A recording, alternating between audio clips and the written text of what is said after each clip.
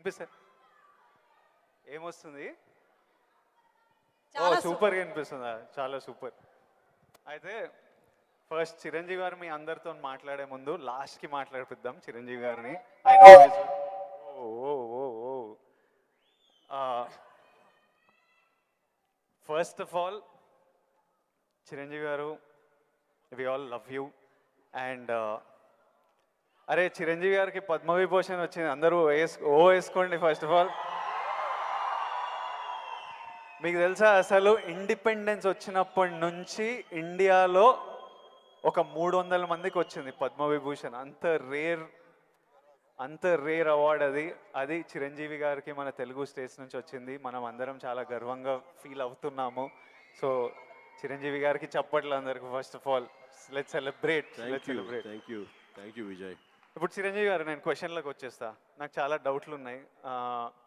First of all అంటే నేను మీ ఏవి చూస్తున్నప్పుడు మా అందరికీ మీ జర్నీ తెలుసు. ఆ జర్నీ చూసినప్పుడల్లా మళ్ళీ లోపల ఎమోషన్ కలుగుతుంటుంది.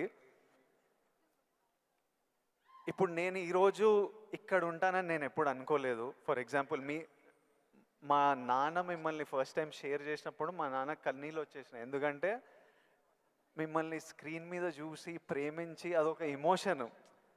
ఎస్పెషలీ ఆ టైమ్స్లో అదొక విపరీతమైన ఎమోషన్. అలాంటిది మా కొడుకు వల్ల నేను చిరంజీవి గారితో స్టేజ్ మీద ఉన్నా, నన్ను కౌగిలించుకుంటున్నారు అన్నది ఇంటికి వచ్చిన తర్వాత కూర్చొని మాట్లాడుకునే ఎన్నో రోజుల మొన్నటి వరకు కూడా మాట్లాడుకునే ఇన్సిడెంట్ అది. అంత స్ట్రాంగ్ ఎమోషన్.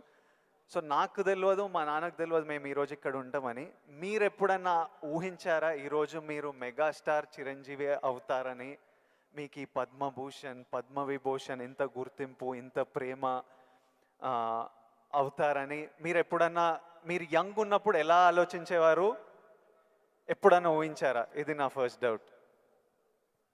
ఆ ఊహ ఒకే రోజు మొదలవలేదు. నా ఇంట్రెస్ట్ నేను అలా పెంచి పోషించుకుంటూ వెళ్ళే తరుణంలో నాకు కొన్ని విజువల్స్ అనేది నాకు కనపడుతూ ఉండేవి, ఊహించుకుంటుండేవాడిని. దానికి కారణం బహుశా నాకు చిన్నప్పుడు ఏర్పడిన చిన్న తారసపడినటువంటి చిన్న ఇన్సిడెంట్స్. నేను 10th క్లాస్లోను డిగ్రీల్లోనూ డ్రామాలు వేసినప్పుడు, కాలేజీ బెస్ట్ యాక్టర్ వచ్చినప్పుడు, స్కూల్ బెస్ట్ యాక్టర్ వచ్చినప్పుడు నేను నడుచుకుంటూ వెళ్తుంటే అందరూ ఇతనే ఆ సినిమాలో ఆ కథలు అవి ఆ నాటికలో చేసింది అది అని అందరూ పొగుడుతుంటే మొత్తం చాలా గర్వంగా ఉండేది. అది రుచి మరిగే నేను ఆ రకంగా నా మైండ్ సెట్ లేదా ఒక బీజం లాంటిది నాకు ఆ క్షణానే పడింది అనుకుంటాను నేను నటుడు అవ్వాలని. ఒక నటుడైతే ఇంతమంది అటెన్షన్ ఉంటుందా?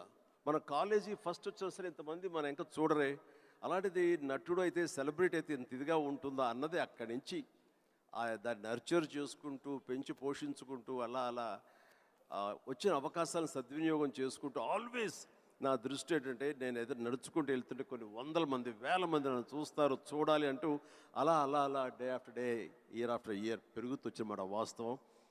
సినిమాల్లోనే రాణించాలి, సినిమాల్లోనే ఉండాలి అంటూ నా ఇష్టదైవమైన ఆ ఆంజనేయ స్వామిని నేను స్మరించుకుంటూ, ఆయనతో సంభాషించుకుంటూ, ఆయనతో బేరసారాలు ఆడుతూ, నువ్వు నన్ను ఆ పొజిషన్ తీసుకెళ్తే నేను నీ కోసం ఈ త్యాగాలు చేస్తాను, నీ కోసం ఇంత క్రమశిక్షణతో ఉంటాను, నన్ను ఆ పొజిషన్ తీసుకువెళ్ళు అంటూ నిరంతరం ఆయనతో ఇంటరాక్ట్ అవుతూనే వచ్చేవాడిని. దేవుడు అనేవాడు ఉన్నాడా లేడా అనే దాని గురించి కానీ, దేవుని నమ్మకం అనేది పక్కన పెడితే, దేవుడు అనేది నథింగ్ బట్ ఈ ప్రకృతి. దేవుడు is nothing but our inner consciousness, అంతరాత్మగా నువ్వు ఏదైతే ఫీడ్ చేస్తావో, ఏదైతే సో చేసుకుంటూ నర్చర్ చేస్తూ నీళ్లు పోసుకుంటూ పెంచి పోషించుకుంటావో, one day you have to attain that, you have to reach that goal. అదే ఈరోజు జరిగింది. ఇప్పుడు మీరు కాబట్టి నీకు షార్ట్ ఆన్సర్ ఎస్, ఊహించారు, ఈ పొజిషన్ రావాలని ఊహించారు, అందుకే వచ్చారు. మీరు ఓకే స్కూల్లో నటించారు, ఆ ప్రేమ మీకు నచ్చింది, ఈ పొజిషన్ సినిమా మీకు ప్రేమ, సినిమాలో ఈ పొజిషన్కి రావాలనుకున్నారు, ఊహించారు. కానీ ఫస్ట్ టైం ఆ డెసిషన్ మీరు తీసుకొని మీ అమ్మా నాన్న వాళ్ళతోనూ చెప్పింటారు కదా, ఇప్పుడు ఊరు నుంచి సిటీకి రావాలి, నా కెరియర్ ఇదనుకుంటున్నాను అన్నప్పుడు మీ ఫ్యామిలీ వాళ్ళు ఎలా రియాక్ట్ అయ్యారు దానికి? నా అదృష్టం కొద్దీ మా నాన్నగారికి కూడా చిన్న సినిమా పిచ్చి ఉంది. అందుకని ఆయన అందులో రాణించలేకపోయారు. కానీ కొడుకు వెళ్తానంటే ఆయనకి ఇష్టమే. కానీ ఏమో అక్కడ పరిస్థితులు ఎలా ఉంటాయో, ప్రతికూల పరిస్థితులు ఏముంటాయో, తను రాణించగలడా లేదా అన్నది నాకున్నంత నమ్మకం నాన్నగారికి లేక సంశయించారు. లేదు నాన్న, నేను ఖచ్చితంగా వెళ్తాను, అది ఇది నువ్వు జస్ట్ పంపించు అని అంటే, సరే నాన్న అయితే వెళ్ళు, ఇన్స్టిట్యూట్ చేరతానన్నావు కాబట్టి, టెక్నికల్గా నేను నేర్చుకుని వస్తున్నావు అంటున్నావు కాబట్టి I will appreciate and welcome it. But only thing is, ఒకవేళ రాణించలేకపోతే ICAW చేరు, నైట్ కాలేజెస్, అదేనా టైం వేస్ట్ లేకుండా ఉంటుందంటే ఆయన కోసం చేరేది తప్ప నేను అందులో డౌట్ ఉండి అటు కాకపోతే ఇటు అనే డౌట్ నాకు లేదు. అందుకని ఆయన కోసం చేరాను. 6 నెలల్లో ICAW ఆపేశాను. ఇదే కంటిన్యూ చేసి వచ్చాను ఫిల్మ్ ఇన్స్టిట్యూట్. ఫిల్మ్ ఇన్స్టిట్యూట్లో ఉండగానే మొదటి సినిమా, ఆ తర్వాత రెండో సినిమా, ఆ సినిమా ఫినిష్ అవ్వకుండా మూడో సినిమా, అట్లా వరుసగా వచ్చినాయి విజయాలు. I proudly I can say, నాకు భగవంతుడు ఆఫీసులకి ఫోటోలు తీసుకెళ్ళి, సార్ ఇది నా ఫోటో సార్, నేను యాక్ట్ చేస్తాను సార్ అని చెప్పే ఒక పరిస్థితి నాకు కల్పించలేదు. అది చాలా గర్వంగా ఫీల్ అవుతాను. ఆ భగవంతుడు, ఆ ఆల్మైటీ నాకు ఇచ్చేటువంటి ఒక ప్రైడ్గా ఫీల్ అవుతాను. నేను ఎవరికి ఎక్కడికి ఏ ఆఫీస్కి వెళ్ళలేదు. నేను ఆ ఫస్ట్ సినిమా మీకు ఎట్లా వచ్చింది సార్? అది కూడా కాకతాళీయం. అంటే ఇది చాలామంది తెలిసేమో అనుకుంటున్నాను. నేను మళ్ళీ చెప్పరా వద్దా, ఆపేద్దామా? సరే చెప్తానైతే. ఓకే, నేను ఇన్స్టిట్యూట్ చేరుతున్నాను 78 మేకి నా ఫిల్మ్ ఇన్స్టిట్యూట్ కోర్స్ అయిపోతుంది 1978కి. 77 ఇనీషియల్గా అంటే జనవరి ఆ ప్రాంతంలో నా స్నేహితుడు సుధాకర్ అని వాడు మంచి అవకాశం వచ్చింది. కానీ పునాది రాళ్ళు అనే సినిమాలో 5గురిలో ఒక వేషం చేయాల్సి వచ్చింది. ఆ వేషం చేస్తే నా సినిమాలో నువ్వు చేయలేవు, వద్దు అని భారతీ రాజా గారు అన్నారు. నాకు వెళ్ళి వాళ్ళ దగ్గర నో చెప్పాలంటే భయంగా ఉంది, నువ్వు కొంచెం వస్తే కనుక నేను నో చెప్తాను, కొంచెం ఉంటుందంటే వాడికి భరోసాగా పదరా వెళదాం అని చెప్పి వెళ్ళాను. అండ్ వెళితే చేయంటే అదేట్లాగా సడన్గా మేము ఫిబ్రవరిలో పెట్టుకున్నాం షూటింగ్, రాజమండ్రిలో అన్నీ సెట్ చేస్తున్నాం, రాకపోతే ఎట్లాగా అది దానికి లేదంటే నాకు గొప్ప అవకాశం వచ్చింది.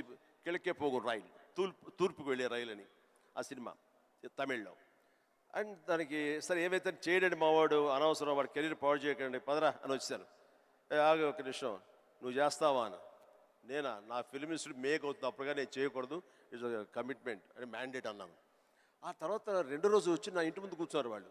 కాదు ఎవరు లేరు, నువ్వు చూస్తుంటే కొంచెం బాగున్నావా చెయ్యి అని చెప్పేసి.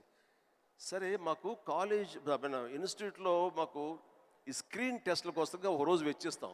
సో మనం ఇది అవకాశం ఎందుకు తీసుకోకూడదనే ఉద్దేశంతో నేను సరే వస్తాను అన్నాను. అది ఫిబ్రవరి మంత్. ఫస్ట్ టైం రాజమండ్రిలో నా పేరు మార్చుకుని కెమెరా ముందు నిలబడింది ఆ సినిమా 74. ఆ సినిమా పూర్తి అవ్వలేదు, ఆ షూటింగ్ జరుగుతుండగానే అందులో నా యాక్టింగ్ చూసి కానీ, నా ఎంతూజాజం చూసి కానీ, అందులో ఉండే అసోసియేటు ప్రాణం ఖరీదు అనే సినిమా కూడా అసోసియేట్ అతను చెప్పాడు క్రాంతి కుమార్కి, సార్ ఇట్లా సినిమా చేస్తున్నాము, చూడండి మన క్యారెక్టర్ అంటే. ఆయన నన్ను పిలిచారు, బ్రహ్మాండం ఉంది, ఓకే రఫ్ అండ్ టఫ్గా ఉన్నాడు, మనకు కావాల్సిన క్యారెక్టర్కి పాలేరు క్యారెక్టర్కి బాగానే ఉంటాడు అని చెప్పి ఆ సినిమా షూటింగ్ జరుగుతుండగా బాపు గారు ఈ రాజమండ్రికి స్కౌటింగ్ వచ్చారు మనూరి పాండవుల సినిమాకి. ఆ సినిమా షూటింగ్లో నన్ను చూసి మనం అనుకునే క్యారెక్టర్కి, ఆ రఫ్ క్యారెక్టర్కి ఈ అబ్బాయి బాగుంటాడే అని వాళ్ళు బుక్ చేస్తారు. ఆ సినిమా చూసిన తర్వాత బాలచంద్ర గారు మహానుభావుడు, గొప్ప డైరెక్టర్, ఇట్లాగా సినిమా తర్వాత వచ్చింది. ఇదంతా కూడా దైవ సంకల్పం. I bound to be here with this position. దీన్ని ఎలా నేను నిర్వచించను? ఆల్మైటీ ప్రకృతి అనివ్వండి, భగవంతుడు అనివ్వండి, నా ఆంజనేయ స్వామి అవనివ్వండి, ఆ తర్వాత దాన్ని ఆదరించి పెంచి పోషించిన వాళ్ళు మీరంతా. అంటే నేను ఎప్పుడు ఒక 2 విషయాల్లో బ్యాటిల్ జరుగుతుంటుంది చిరు సార్ హెడ్లో. ఒకటేంటంటే డెస్టినీ.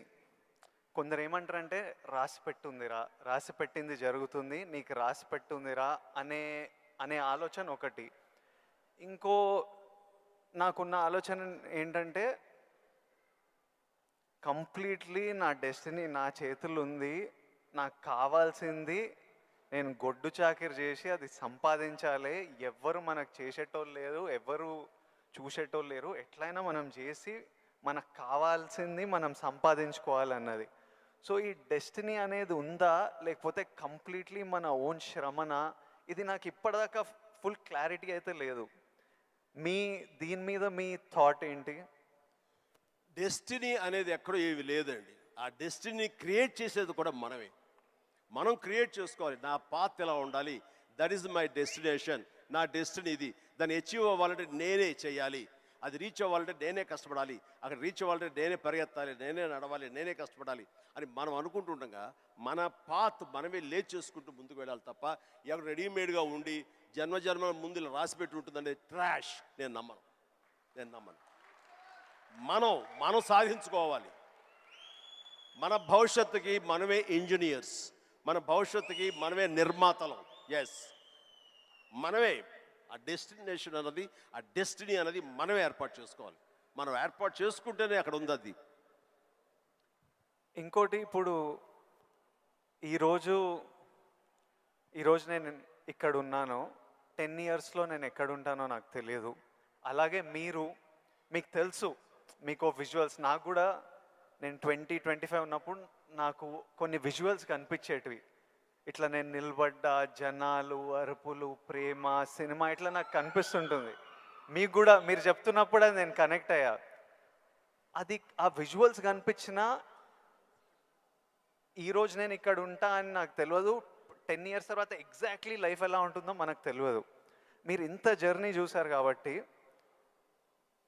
మీకు ఆ విజువల్స్ కనిపించాయి, ఈరోజు ఇక్కడ ఉన్నారు. కానీ మధ్యలో స్ట్రెస్ తీసుకున్న రోజులు ఉండింటాయి, డౌట్ పడ్డ రోజులు ఉండింటాయి.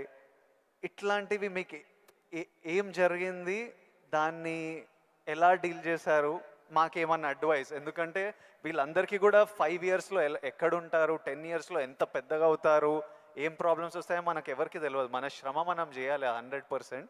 బట్ ఇమోషనలీ, మెంటలీ, సైకలాజికలీ ఎలా ఉండాలో I think there is no better than this man and his journey. ఎవరి లైఫ్ కేక్ వాక్ కాదండి. అండ్ ఏది కూడా, దేనికి కూడా షార్ట్ కట్స్ లేవండి.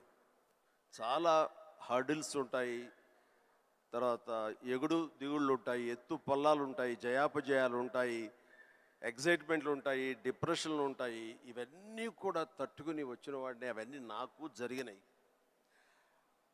ఒకే ఒక ఎగ్జాంపుల్గా చెప్పాలంటే, నా మైండ్ సెట్ ఎలా ఉండిందంటే, ఒక ఉదాహరణకి చెప్పేస్తాను. న్యాయం కావాలనే సినిమా, శారద గారు ఆఫ్టర్ లాంగ్ గ్యాప్ రీఎంట్రీ, ఆవిడ ఒక డిఫెన్స్ లాయర్, నా తరపున కొంగరి జగ్గయ్య గారు ఒక డిఫెన్స్ లాయర్, రాధిక ఒక దాంట్లో ఉంది, క్రాంతి కుమార్ గారు పైన క్రేన్లో ఉండి ఆయన కొంచెం ఆపరేట్ చేస్తారు, though is a producer. And 300-400 మంది, ఇప్పుడు ఇక్కడ ఎంతమంది ఉన్నారు ఈ హాల్లో అంతమంది జూనియర్ ఆర్టిస్ట్ తోటి ఉంది. అది లాస్ట్ వర్డిక్ట్ ఆ న్యాయం కావాలి సినిమాకి. సో అందరూ రెడీ ఉన్నారు, నేను బయట ఉన్నాను. అసిస్టెంట్ డైరెక్టర్ వచ్చి పిలిచిన తర్వాత గబగ వచ్చేస్తే నా బోన్లో నేను నుంచున్నాను. అందరూ ముందు ఆయన, ఏంటంటే మేము కూడా పిలవాలా, వచ్చి కూడా పడి ఉండారా మీరు, ఏంటంట అప్పుడే సూపర్ స్టార్ అనుకుంటున్నారు మీరేమన్నా, ఉండండి, ఇది పెద్ద పెద్ద యాక్టర్లు లేరా, జగ్గయ్య గారు, శారద గారు అనేసరికి ఒక్కసారి గుండె పిండేసెట్ అయింది విజయ్. ఇందులో నా తప్పే ఉంది, బయటే ఉన్నాను, ఫ్లోర్ బయట, వాళ్ళు పిలిచారు, వచ్చాను, కూర్చున్నాను, ఎదురు తప్పేంటి, ఎందుకు అలా అరుస్తాడు, పైగా క్రెయిన్ పైన ఉండేసరికి ఆయన అరుపులు అందరికీ వినపడుతున్నాయి. అలాగే కామ్ అయిపోయాను. ఆ రోజు మధ్యాహ్నం భోజనం చేయబుద్ధి కాలేదు. సాయంత్రం ఇంటికి వెళ్ళిపోయిన తర్వాత నా ల్యాండ్ ఫోన్ వచ్చింది. నేనే క్రాంతి కుమార్ని మాట్లాడుతున్నాను. చెప్పండి సార్. ఏం లేదు, శారద జ్ఞాపక శక్తి లేకో ఏవో తెలియదు, ఫిల్మ్ తినేస్తుంది. అప్పట్లో కోట 400 లేదా 500 అడుగులు మాత్రమే ఇచ్చేవాళ్ళు రోజుకి. ఆయన స్ట్రెస్లో ఆయన ఉన్నాడు, ఆయన కోపాన్ని దాన్ని నా మీద చూపించుకున్నాడు. బట్ అది కాదు నన్ను ఎంత నిర్వీర్యం చేస్తుంది, ఎంత డిప్రెస్ చేస్తుంది, ఇంతమంది ముందు నేను ఎంత అవమానానికి గురవుతాను అనుకున్నాను. కానీ ఆయన అన్న మాటలు, అవమానం అన్నీ పక్కన పెట్టి ఒక్క మాట మాత్రం నా మైండ్లో ఉండిపోయింది. అప్పుడు మీరు సూపర్ స్టార్ అనుకుంటున్నారా అని. ఎస్, అవి చూపిస్తా. ఆ ఒక్క ముక్క మాత్రం నా మైండ్లో, నా మదిలో ఉండిపోయింది. కసి పెరిగింది. ఈ అవమానాన్ని దాన్ని ఆయన మీద రెవెంజ్ తీర్చుకునే కంటే కూడాను దాన్ని నేను ఎదుగుదలకు నా స్టెప్స్గా నేను వాడుకున్నాను. ఇది వాస్తవం విజయ్. ఇలాంటివి చాలా జరిగినాయి. నా అవమానాలను కూడా నాకు అనుకూలంగా మార్చుకున్నాను. అందుకని నా ఎవరి మీద ద్వేషం లేదు. ఎవరు ఏమన్నా సరే, ఏ అవాకులు చవాకులు పేలినా సరే ఇలా కూర్చొని నవ్వుకుంటూ ఉంటాను. ఏ సరే, ఎందుకంటే ఎంత హార్డ్వేర్ వచ్చాడు నాకు మాత్రమే తెలుసు. అంత హార్డ్వేర్ వచ్చాడు నాకు ఇవన్నీ తట్టుకో నా దాకా రాదు. That's it. ఇప్పుడు మీరు కూర్చొని మీ రీల్ పడుతుంటే ఇంద్రాలో మీరు చూసింటారు, చూడాలనిలో మిమ్మల్ని మీరు చూసినప్పుడు మీకు ఏమనిపిస్తుంటుంది సార్? ఇప్పుడు ఇంద్రాలో షోరీల్లో మీరు చేసిన ఇప్పుడు 25 years నుంచి లాస్ట్ 25-30 yearsలో మీ సినిమాలన్నీ డిఫరెంట్ ఏజ్ గ్రూప్లో మీ మెంటాలిటీ డిఫరెంట్గా ఉండింటుంది. అప్పుడు మీ ఇమోషన్స్, మీ స్ట్రగుల్స్ డిఫరెంట్గా ఉండింటాయి. మీ టెన్షన్లు ఏదో సినిమాకి ఇప్పుడు నాకు ఈరోజు ఫ్యామిలీ స్టార్ రిలీజ్ అవుతుంది. నా షోరీలు ఎప్పుడైనా వేసినప్పుడు నాకు ఎవడే సుబ్రహ్మణ్యంది పడుతుంటే ఆర్ పెళ్లి చూపులది పడుతుంటే నాకు సడన్గా ఆ రోజు నేను ఎంత భయపడుతున్నా నాకు గుర్తొస్తుంటుంది. అంత భయపడాల్సిన అవసరం లేకుండానే అని ఇప్పుడు అనిపిస్తుంది. కానీ ఆ రోజు ఎవరైనా వచ్చి చూస్తారా సినిమా, మన ఫ్యూచర్ ఏంటి, ఆ ఫస్ట్ సినిమాలు ఉంటాయి కదా. కొన్ని సినిమాలు చూసినప్పుడు అర్జున్ రెడ్డి అప్పుడు చూసినప్పుడు అప్పుడు ఎంత ర్యాష్గా ఉండేవాడిని, యంగ్ ఉండేవాడిని, మన జుట్టు వేరేలా ఉంటుంది, మన బాడీ వేరేలా ఉంటుంది, మన ఫీచర్స్ వేరేలా ఉంటాయి. మమ్మల్ని మనం చూసుకున్నప్పుడే ఒకలాగా విచిత్రంగా అనిపిస్తుంటుంది, ఇమోషన్స్ వస్తుంటాయి. అలాంటిది మీరు ఇవన్నీ iconic films, for example Indra అయితే మేమంతా అసలు mad about Indra. Most of your films మీకేమనిపిస్తుంటుంది మీరు చూసినప్పుడు? నాకు పెద్ద తేడా ఏం లేదు. ఇప్పుడు మ్యూజిక్ వేసి వేడం బిట్ ఏమంటే వేస్తాను. ఇప్పుడు అప్పట్లో అలా వేశారు, ఇప్పుడు చూస్తుంటే ఇప్పట్లో అప్పట్లో ఆ రెండు నాకు ఇష్టం లేని పదాలు. ఎందుకంటే అప్పట్లో అన్నావంటే ఇప్పట్లో నువ్వేమి లేనట్టే అని నాకు అస్సలు అట్లా అస్సలు కాదు. ఇప్పుడు ఇంకెక్కడో ఉన్నారు. అప్పట్లో కదా అని అనుకోను నేను ఇప్పుడేంటి, ఇప్పుడేం డెలివరీ చేయగలను, ఇప్పుడేం ఇవ్వగలను అనేది నా ఆలోచన. అలాగే ఉంటుంది. ఇప్పుడు మీరు అన్నట్లు ఇందాక షోరీలు చూస్తుంటే వైనాట్ వేస్తాను ఇప్పుడు కావాలంటే ఎస్ అనిపిస్తుంటుంది. దానికి కావాల్సిన అంటే ఫిజికల్గా అప్పుడంత యాక్టివ్గా ఉంటావా లేదా అనే దాని మీద ఎస్ మనది మభ్య పెట్టుకోకూడదు. కానీ బట్ మిగతా ఎనర్జీ కానీ జోష్ కానీ అదే హుషారు, అదే రక్తం, అదే తీరు అంటే మాత్రం ఏం తేడా లేదు. అది ఎప్పుడు కానీ ఒకటి మీరు అన్నట్లుగా నేను అర్జున్ రెడ్డిలో చూస్తుంటే ఆ రోజు నా కాన్ఫిడెన్స్, నేను నా హెయిర్ స్టైల్, నా పొగరు ఇవన్నీ చూస్తుంటే అవన్నీ మీ పెట్టుబడులు. ఎస్, అది మీ క్యారెక్టరైజేషన్. నా ఉద్దేశం, నా సలహా ఏంటంటే ఎప్పుడు వాటిని వదులుకోకండి. అవన్నీ కూడా మీకు మీ క్యారెక్టర్ నిలబెట్టేటటువంటి మీ చుట్టూ ఉండే కంచు కోటలవి. దాని నుంచి ఎప్పుడు షార్ట్ అవడం కానీ దాన్ని అలా ఉండదు. ఎప్పుడు అదే పొగరుతో ఉండండి, అదే యాటిట్యూడ్తో ఉండండి. You will be loved by many millions of the people. అది మీ ఎస్సెట్. అది ప్రతి వాళ్ళకి ఒక ఎస్సెట్ ఉంటుంది. నేను తల్లగా అరే ఏమో దొబ్బుతున్నారు ఏంట్రా బాబు అన్నానుకో, ఆ డైలాగ్ నాకు అతకదు, నీకు అతుకుతుంది, నేను లైక్ చేస్తాను అట్లా. అందుకని మన దగ్గర ఏవే ప్లస్ పాయింట్స్ ఉంటాయో వాటిల్లోనే మనం ఓన్ చేసుకోవాలి, వాటితోనే మనం ఇంటరాక్ట్ అవ్వాలి, వాటితోనే మనం అట్రాక్ట్ చేసుకోగలగాలి. అందుకనే అవి మీ అసెట్స్ ఏమున్నాయో అది ముందు గుర్తించాలి. ఏ క్వాలిటీస్ అయితే ప్రజలు, ప్రేక్షకులు, ముఖ్యంగా మీ అమ్మాయిలు లైక్ చేస్తున్నారో దాన్ని మాత్రం వదులుకోవద్దు. Please do it. Thank you sir. ఇంకొకటి మన ఇన్ఫ్లుయెన్సర్స్ తరపున ఇప్పుడు మనం రిలీజ్కి ఎట్లా స్ట్రెస్, మొన్న చాలామందితో మాట్లాడుతుండే, మనం రిలీజ్కి ఎట్లా ఫీల్ అవుతామో, సినిమా మంచిగా ఆడాలి, మంచిగా ఆడకపోతే మనకు ఎనర్జీ పోతుంది కొన్ని రోజులు. వాళ్ళకు మనకి ఇయర్లీ 1-2 ఉంటే వాళ్ళు రోజు ఒక రీల్ పెడుతుంటారు, రోజు ఒక వీడియో పెడుతుంటారు, ఆర్ వీక్లీ పెడుతుంటారు. పెట్టిన ప్రతిసారి వాళ్ళకి ఆ రీల్ ఎంత రీచ్ అయింది, ఎంతమంది చూశారు, ఎన్ని లైక్లు వచ్చాయి, వీటి మీద చాలా స్ట్రెస్ పడుతుంటారు. మళ్ళీ మనకు క్రిటిసిజం వచ్చినట్టు వాళ్ళకి క్రిటిసిజం వస్తుంటుంది. సో నన్ను అడుగుతున్నారు, మీరు ఎలా డీల్ చేస్తారు ఈ క్రిటిసిజంతో? మనకు సినిమా నడవనప్పుడు ఇష్టం వచ్చినట్టు అందరు మాట్లాడుతుంటారు, అది పార్ట్ ఆఫ్ లైఫ్. వాళ్ళకి ఇంకా మీరు వచ్చినప్పుడు ఇది ఇంకోటి, మీరు వచ్చినప్పుడు ఇట్లా సోషల్ మీడియా ఇలాంటివి లేవు. అప్పుడు ఈరోజు క్రిటిసిజం, ట్రోలింగ్ ఇవన్నీ ఇట్లా అంటుంటాం. ఆ రోజు మీకేముండేవి ఆ టైంలో, అండ్ దాన్ని మీరు ఎలా డీల్ చేసేవారు? విజయ్, దీనికి కూడా నాకు జరిగిన ఒక సంఘటన చెప్తాను. గ్రోయింగ్ స్టేజ్లో సరిగ్గా మీరు అందరూ వినాలి. గ్రోయింగ్ స్టేజ్లో మనం చాలా వల్నరబుల్గా ఉంటాం, బిక్కుమంటూ ఉంటాం, రాణిస్తామా రాణించమా అనే సమయంలో. ఇలాంటి సమయంలో మనం ఎప్పుడు కూడాను పాజిటివ్ అట్మాస్ఫియర్ ఉన్న చోట మాత్రమే ఉండాలి. అది ఏర్పరచుకోవటం మన చేతుల్లో ఉంది. నేను ఇంకా సినిమాలు స్టార్ట్ అవ్వలేదు.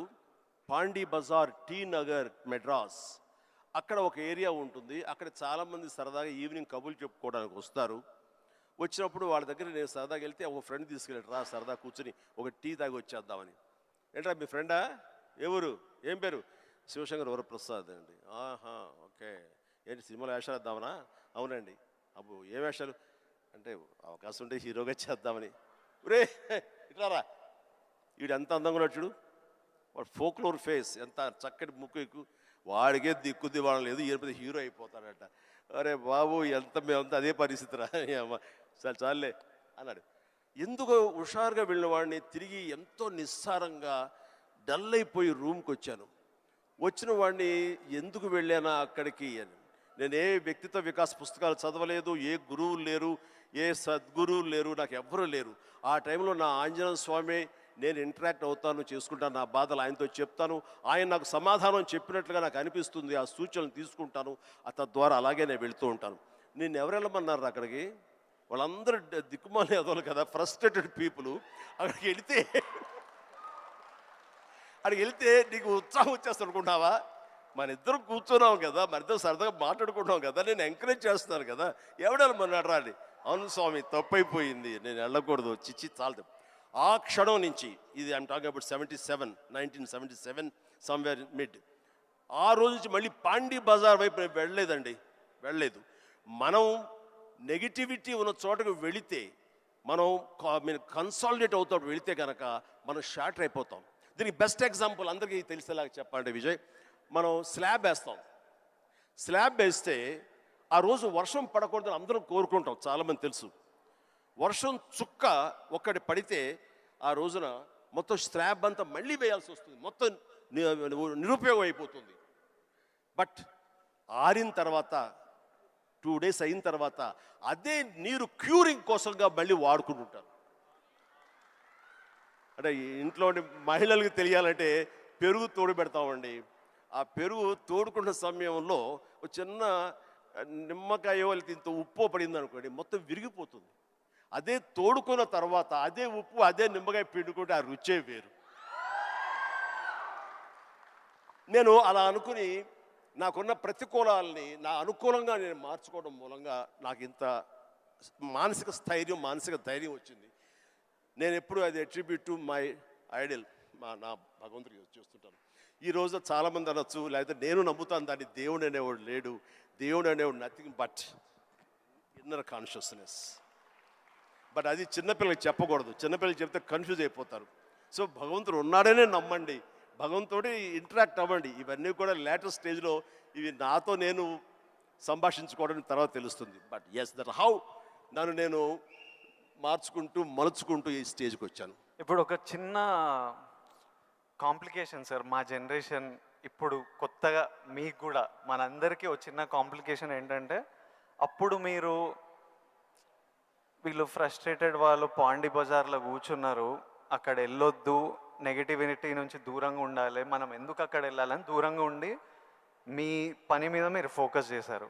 ఇప్పుడు ఇంటర్నెట్ వచ్చేసరికి మనం ఎక్కడ పోవక్కర్లే, మనం పాండీ బజార్ వెళ్ళకపోయినా వాళ్ళు ప్రతి దగ్గర చుట్టుపక్కల అందరికీ ఉంటారు, వాళ్ళ వీడియో వాళ్ళు చేసుకుంటే కింద ఎవడో వచ్చి వేస్తూనే ఉంటారు. ఇప్పుడు దీన్ని ఈ జనరేషన్ ఎట్లా డీల్ చేయాలి? ఇప్పుడు కొత్త రకాల ప్రాబ్లం వస్తున్నాయి ప్రతి ఇయర్. సో దీన్ని మాలాంటి వాళ్ళు, ఈ జనరేషన్ వాళ్ళు ఎలా డీల్ చేయాలో, ఎనీ ఇన్పుట్స్? ఆ రోజుల్లో మాకు ఇలాంటి సోషల్ మీడియా ఇది లేక ఏదైనా సరే అంతర్మదనంలోంచి పుట్టుకొచ్చేటువంటి ఆ రిజల్ట్, ఆ నవనీతం అంటామో ఏమంటామో క్రీమ్ అంటామో అదే మమ్మల్ని ముందు నడిపిస్తుంది. కానీ ఈ రోజున ఎవరికి ఏ డౌట్ వచ్చినా వచ్చినా అబండెంట్ ఇన్ఫర్మేషన్ ఈరోజు మన చేతిలో దొరుకుతుంది. బట్ ఓన్లీ థింగ్ ఈజ్ నువ్వు దాన్ని పాజిటివ్ సైడ్ విష్ చేస్తున్నావా, నెగిటివిటీ సైడ్ విష్ చేస్తున్నావా. నెగిటివ్ సైడ్ అనేది చాలా ఈజీగా అట్రాక్ట్ అయిపోతాం మనం.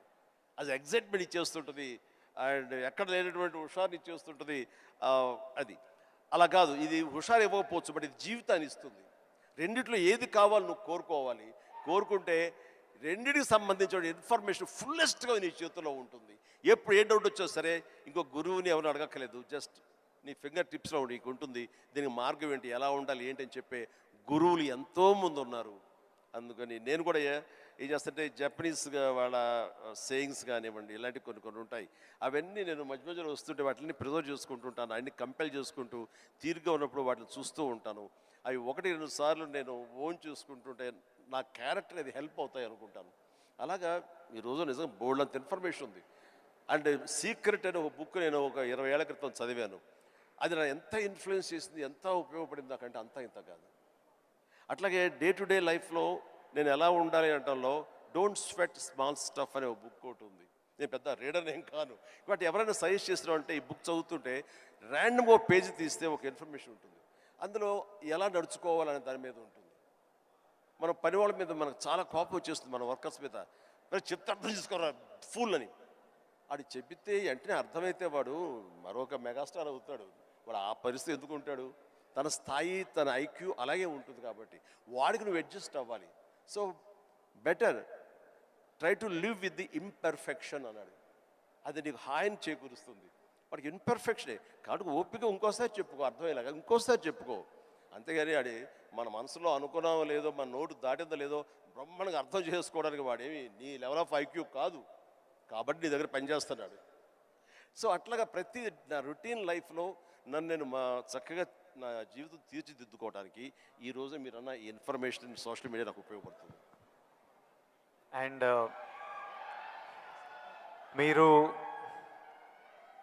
మీరు మెగాస్టార్ అవ్వకముందు మీరు కూడా ఒక మిడిల్ క్లాస్ ఫ్యామిలీ నుంచి వచ్చారు.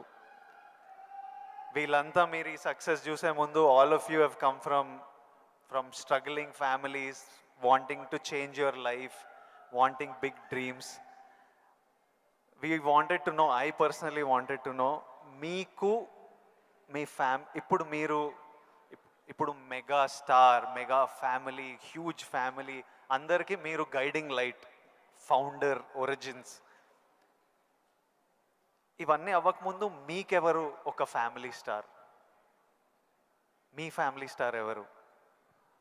కోర్స్ మా నాన్నగారే నా ఫ్యామిలీ స్టార్. నాన్నగారు ఎవరికైనా సరే ఆయన ఫ్యామిలీని ఎలా చూసుకుంటారు అనేది నేను ఆయన దగ్గర నుంచి నేర్చుకున్నాను. నాకు మా ఫ్యామిలీ హీరో అయినా, నా ఫ్యామిలీ స్టార్ అయినా మా నాన్నగారే. మా అమ్మకు 5-6 మంది చెల్లెళ్ళు ఉండేవాళ్ళు. మా తాత చనిపోయారు, వీళ్ళ దిక్కులేని వాళ్ళు అయిపోయేవాళ్ళు. మా నాన్నగారికి అరాకొరా జీతం అయినా సరే ఆ జీతంలో వాళ్ళ మరదలను కూడా చేరదీసి అందరికీ పెళ్ళిళ్ళు చేసి వాళ్ళందరినీ తన బిడ్డలా చూసుకున్నారు. నాకు అనిపించింది ఫ్యామిలీ వాల్యూస్ కాపాడుకోవడానికి ఒక వ్యక్తి అనేవాడు నిర్ణయించుకుంటే వాళ్ళకి ఎలాంటి ఢోకా లేదు. అందుకనే నేను కూడా ఫ్యామిలీస్కి ఎంత విలువిస్తాను అనేది నేను సురేఖ కలిపి, ఫ్యామిలీ ఎంత ఎదిగినా ఎవరి ఫీల్డ్లో వాళ్ళ ఎంత హైట్స్కి వెళ్ళినా ఒక్కొక్క అకేషన్లో మనందరం కలిసిగా మనం ఉండాలి. ఆ 3-4 డేస్ మనం కలిసి ఉండటం మూలంగా మళ్ళీ ఉండే ఇన్హిబిషన్స్, భేషజాలు, చిన్న అరాకొర ఉండేటువంటి మిస్అండర్స్టాండింగ్స్ ఇవన్నీ కూడా సమసిపోయి మనం ఎంతో మళ్ళీ మన బాండింగ్ చాలా స్ట్రాంగ్గా ఉంటుంది. సో ఇదే విధంగా మనం వెళ్ళొచ్చు అంటాం. మొన్న ఈ మధ్య సంక్రాంతికి అలాగే కలిసాము. దానికి ఎన్ని నెలలు ఎఫర్ట్స్ ఉన్నాయో తర్వాత పక్కన పెట్టి, ఎందుకంటే అందరూ సెలబ్రిటీసే కాబట్టి. బట్ దాని రిజల్ట్ ఏంటి, అమెరికా మేము వెళ్ళినప్పుడు ఏమంటే ఆ ఫోటో చూస్తుంటే ఇంత బిజీ పీపుల్ ఇలా కలిసి సంక్రాంతి బాగా స్పెండ్ చేస్తున్నారే, మనం ఇలాగే ఉంటాము, మనం కూడా అనుకుని కలవచ్చు కదా, ఎందుకు కలవు అనేది ఆ ఫోటో మాకు ఎంత ఇన్ఫ్లుయెన్స్ చేస్తుంది. ఆ పిక్చరు ఇది మీరు ఎంత గ్రేట్ మెసేజ్ ఇచ్చారు మీరు అనేది అంటుంటే వావ్ థ్యాంక్ యూ అనుకున్నాను. మీరందరూ కలిసి సెలబ్రేట్ చేస్తుంటే మేమంతా చాలా ఎంజాయ్ చేస్తాం. మీరు దోశలు చేస్తుంటారు అందరి కోసం. మీరు ఎలాంటి సినిమాలు చూడడానికి ఇష్టపడతారు Chiru sir? What films do you enjoy watching?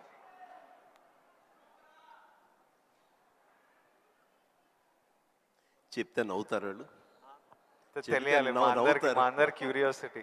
ఎందుకంటే మా ఇంట్లో నవ్వుతారు. అది మిక్కీ మౌస్, లార్ల్ అండ్ హార్డీ, ఇలాంటి సినిమాలన్నీ చూస్తుంటాను. అండ్ ఇది మన ఇలాంటి సినిమాలన్నీ కామెడీ సినిమాలు చూస్తుంటాను. సినిమాలుగా చూడవస్తే జాకీ చాన్ సినిమాలు చూస్తుంటాను, ఆ యాక్షన్ హై ప్యాక్డ్. ఇంకొంచెం బెటర్ సినిమాలు అంటే ఇప్పుడు టాప్ గన్ అని మొన్న వచ్చింది కదా, టామ్ క్రూజ్, ఇలా చూస్తుంటాను.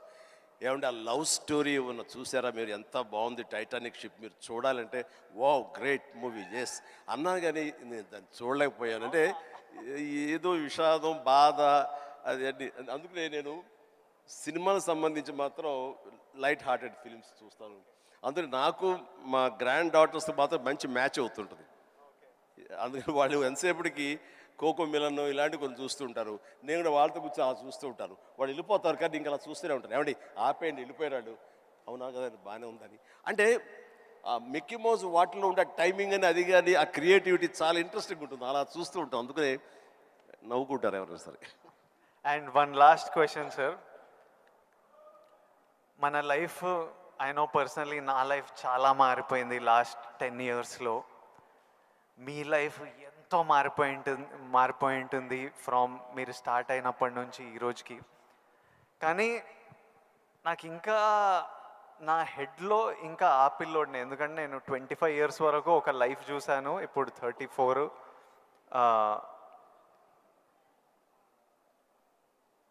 I want to know, do you ఇంకొన్ని అలవాట్లు అలా ఉండిపోతాయి. ఫర్ ఎగ్జాంపుల్ కొన్ని మిడిల్ క్లాస్ అలవాట్లు, అలానే మీరు ఎంత లగ్జరీ ఎంత డబ్బు చూస్తున్నా కొన్ని హ్యాబిట్స్ అలా ఉండిపోతాయి. ఫర్ ఎగ్జాంపుల్ నేను ఇప్పటిదాకా నా షాంపూ బాటిల్ అయిపోతే ఇంకా దాంట్లో నీళ్లు నింపి ఇట్లా షేక్ చేసి పోసుకొని అప్పుడే బాటిల్ పడేస్తాను, లేకపోతే నా వల్ల కాదు పడేయడం.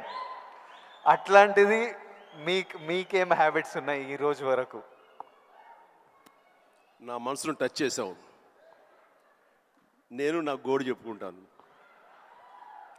లైట్లన్నీ ఆన్ చేసి వెళ్ళిపోతానండి, నేను మళ్ళీ వెళ్ళి అన్నీ ఆఫ్ చేసుకుంటూ వెళ్తానండి. టెల్ మీ ఒక 5 చెప్పండి ఇలాంటివి. అలాగా తర్వాత హీటర్ ఆన్ చేస్తారు, గీజరు, అంత స్నానం అయిపోతే వెళ్ళిపోతారు. నేను ఎత్తుక్కుని గీజరు ఆన్ చేస్తాను. ఇప్పుడు టెన్షన్ ఎక్కువైపోయి ఏం చేస్తారంటే నా మొబైల్లోనే మా ఇంట్లో ఉండే ఆల్ లైట్స్, ఏసీస్ ఇవన్నీ. మీరు నమ్మరు, ఇవాళ చరణ్ ఏదో బ్యాంకాక్ వెళ్ళిపోయాడు, వెళ్ళిన తర్వాత ఆవిడ ఫ్లోరు క్లోజ్ చేశారు. ఏమైనా లైట్లు ఆన్ చేసి వెళ్ళిపోయారు ఏంటో చెప్పేసి మొబైల్ యాప్ ఓపెన్ చేసి, అరే చాలా 5-6 లైట్లు ఆన్ చేస్తున్నాయి, ఎవరి కోసం ఇవి చూసుకోరు వ్యధవాలు అని చెప్పేసి మొత్తం అంతా కలిపి అన్నీ ఆఫ్ చేసుకుంటూ వచ్చాను. దీన్ని మిడిల్ క్లాస్ మెంటాలిటీ అంటారు. ఇది అవసరం ఈ రోజున. వాటర్ కూడా ఎక్కువ, ఎస్ థ్యాంక్ యూ. ఈ రోజున నువ్వు అంటున్నావు నువ్వు షాంపూ చెప్పావు కదా, నేనేం చేస్తాను చెప్పనా, అయిపోయిన సోపులన్నీ కలిపి గట్టిగా కంప్రెస్ చేసి, ఇది నిజమండి నమ్మరు, ఇది చెబితే. సో ఇలా నీళ్లు పోసుకునే కుదించి ఆఖరిగా షాంపూ అది నేను వాడతాను. అందుకనే ఆయన చెప్పగానే ముందు నాకు చాలా రిలేట్ అయ్యాను నేను. సో సోప్ ముక్కలన్నీ కలిపి కంప్రెస్ చేసి అదో సోప్ లాగా వాడి అది వాడతాను. అంటే ఇది మన మెంటాలిటీ అలా ఉంది, అలా చేయాలి. ఈ రోజున అలాగే వాటర్ కూడా నేను చెప్తాను, ఈ వాటర్ క్రైసిస్ రాబోతున్నందుకు ఈ మధ్య మేము బెంగళూరులో హౌస్ కట్టామండి. బెంగళూరులోనే ఎంత నీటి ఎద్దడి ఉందని మీకు అందరికీ తెలుసు. అక్కడ ఇంకుడు గుంటల్లాగా పెట్టి వాటర్ని గ్రౌండ్లో ఆ వాటర్ బెడ్స్ మెయింటైన్ చేయడం కోసం ఎవరు ప్రయత్నాలు చేయలేదు. అలాంటివి చేయాలని చెప్పేసి నేను 1 year బ్యాక్ అన్నీ ఏర్పాటు చేశాను. ఇప్పుడు ఈ మధ్య దాన్ని ట్వీట్ చేశాను, ఇలా చేశాను బెంగళూరులో నా ఇంట్లో. ఇది ప్రతి ఒక్కరు చేసే కనుక ఆ నీటి రిజర్వ్ కన్జర్వేషన్ మనం ప్రొటెక్ట్ చేసుకోవచ్చు అని చెప్పేసి చాలా అవసరం అండి ఇది. ఇలాంటివన్నీ కూడా చూసేవాళ్ళకు ఉంటుంది. రేపు పొద్దున మేము సంద కలిపి సోపు ముక్కలని మడతపెట్టి అని రాస్తారు, అది ఎగత్తాళిగా రాస్తారు. మీరు దాని నుంచి నీతిగా రాయండి, 10 మందికి ఉపయోగపడుతుంది.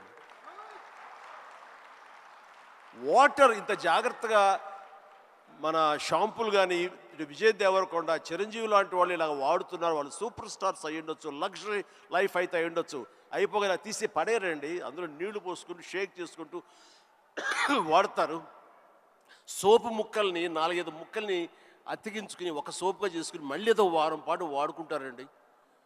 అండ్ ఒక ట్యాప్ ఓపెన్ చేసి షేవింగ్ చేసుకున్న ఇంకోటి చేసుకున్న ఆ వాటర్ని వేస్ట్ చేయకుండా ప్రొటెక్ట్ చేసుకుంటారండి.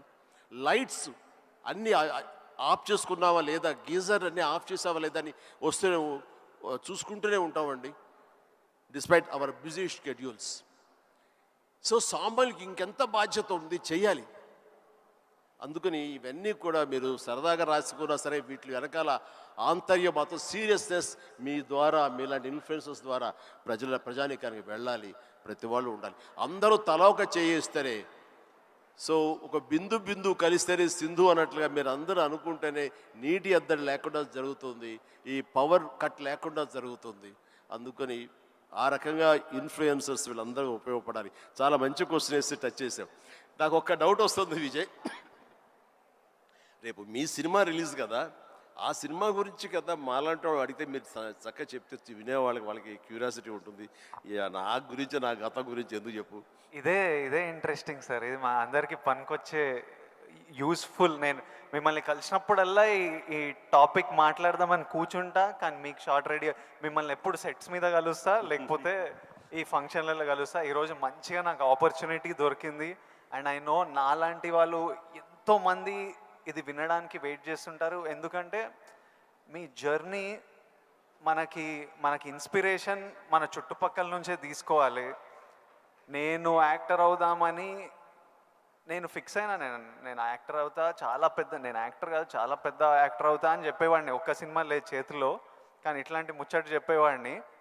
కానీ ట్రై చేసినప్పుడు నాకు అర్థమైంది ఇది ఈజీ కాదరా, అసలు ఆఫీసులకే ఎంట్రీ ఇస్తలేరు అన్నప్పుడు.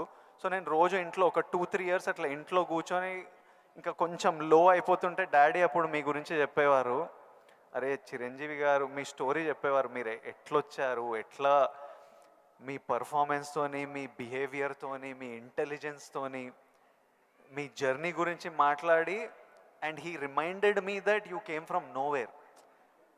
అండ్ నాకు అరే ఇంకొకరు వచ్చి ఈరోజు అప్పటికి మీరు మెగాస్టార్, అరే ఎవరో ఫ్రమ్ నథింగ్ వచ్చి మెగాస్టార్ అయ్యారంటే మనం ఎందుకు కాలేమో, అవ్వచ్చు కదా అని నేను మీ జర్నీ నుంచి అది తీసుకున్నా. సో ఈరోజు ఈ కాన్వర్జేషన్ నుంచి ఎంతోమంది ఎన్నో డీటెయిల్స్ తీసుకుంటారు, ఎవరికో ఎలానో హెల్ప్ అవుతుంది అన్న నమ్మకం. అందుకే ఈ కాన్వర్జేషన్. అండ్ ఫ్యామిలీ స్టార్ గురించి April 5th వస్తుంది. మిగతా కంటెంట్ అంతా మీరు చూసారు, ఇంకా చెప్పే అవసరం లేదు. ఈరోజు బుకింగ్స్ కూడా ఓపెన్ అయిపోయాయి. ఐ నో దట్ చిరంజీవి గారు చూసిన తర్వాత విపరీతంగా ఎంజాయ్ చేస్తారు. చిరంజీవి గారికి గీతా గోవిందం కూడా చాలా ఇష్టం. గీతా గోవిందం చూసి మా సక్సెస్ మీట్కి వచ్చి ఎంతో ఎంజాయ్ చేశారు కాబట్టి మా సక్సెస్ మీట్కి వచ్చి మాతో సెలబ్రేట్ చేశారు. అండ్ ఐ నో ఇది నెక్స్ట్ లెవెల్ ఆఫ్ గీతా గోవిందం ఉంటుంది కాబట్టి చిరంజీవి గారికి హ్యూమర్ ఇష్టం కాబట్టి. ఇంకోటి చెప్పాలి మీకు, నేను సినిమాలు చేస్తుంటే ఎప్పుడు మా టీం ఒకటి ఉంటుంది, నా ఫ్రెండ్స్, నా మేనేజర్, వాళ్ళు ఎప్పుడు విజయ్ నువ్వు ఎప్పుడు ఇట్లా సీరియస్ సినిమాలు చేస్తావు, ఎప్పుడు ఏదో రియలిస్టిక్గా ఉండాలని, ఇట్లా కాదు, మేము యాజ్ ఫ్యాన్స్ మా హీరో అల్లరి చేస్తుంటే స్క్రీన్ మీద ఎంజాయ్ చేస్తాము అని నేను అర్థం చేసుకోకపోయేవాడిని. ఊరికే మీ ఎగ్జాంపుల్ ఇచ్చేవారు. చిరంజీవి గారు స్క్రీన్ మీద అల్లరి చేసి డ్యాన్స్ చేసి అట్లా మమ్మల్ని ఎంటర్టైన్ చేస్తే మేము ఎంత ఎంజాయ్ చేస్తాము అని నాకు గుర్తు చేసి మీ సినిమాలు రిలీజ్ అయినప్పుడల్లా నాకు పంపిస్తారు, ఈ చూడు.